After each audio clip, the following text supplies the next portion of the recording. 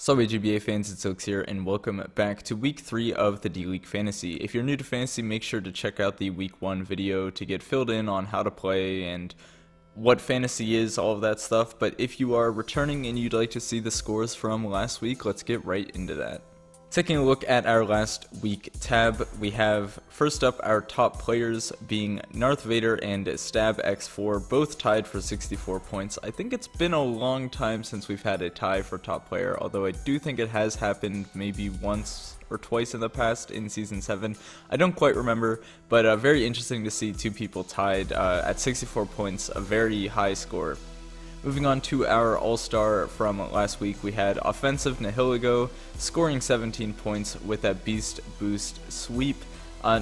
Really just any of the ultra beast mons can get these high amounts of points, and we did see that with Nihiligo gaining those beast boosts. And even last week with Magirna not being an ultra beast but having the soul heart ability, allowing it to gain those special attack raises with every single knockout. Will it be a trend in next week as well? Probably not, but interesting to see that 2 weeks in a row. And then moving on to our coach of the week being Its Regulator, using that Nihiligo to get a 5-0 victory. So if you did pick Magirna as your all-star, you would be gaining 22 points in the all-star category, and if you picked Regulator as your coach of the week, you'd be gaining 8 points there.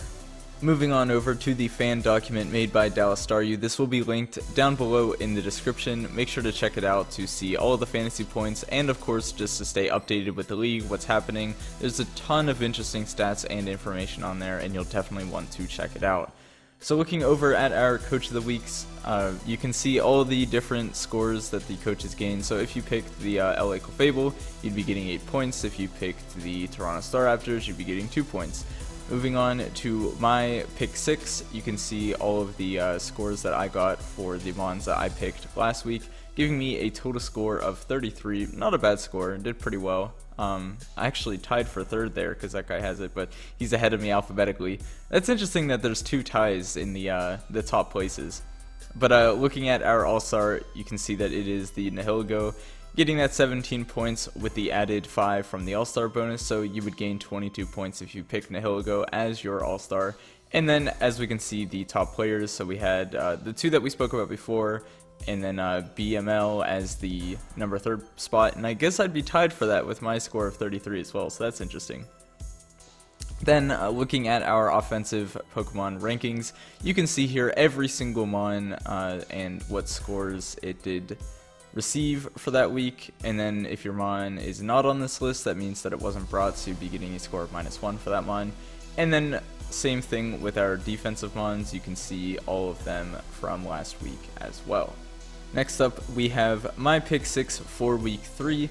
I had some interesting picks this week. I'm not totally set on these ones. Last week I was feeling pretty good, but this week I'm kind of iffy. There are some that I do think will do pretty well, and others that, you know, it's kind of just it looks decent on paper, so I'll pick it. So for my first pick, I do have Crocodile offensively from the Norwich Skitty facing off against the Toronto Star Raptors. I like Crook this week because of a potential Scarf Moxie sweep.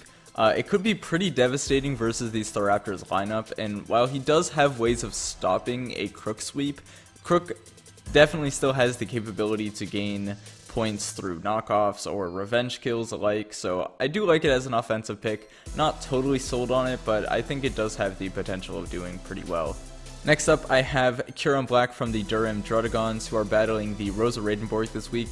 I think this is a pretty good matchup for a variety of different Kyurem sets that could be brought, as there are many mons that go down to Kyurem's coverage moves after some prior chip damage, and Leo will definitely be able to get that chip damage with the rest of his team if he chooses to use Kyurem as a late game option, or he can even rely on Kyurem's strong wall breaking potential and get some early knockouts. My 3rd and final offensive pick this week is Zygarde 50% from the LA Clefable. While I don't think that Zygarde has a perfect matchup this week, I do like that it scares a lot of mons from the Newcastle Umbreons, and I do think that it will be able to pick up some offensive points this week if it does get brought with that devastating 1,000 arrows attack and really just Dragon Stab all around. Could be pretty good this week.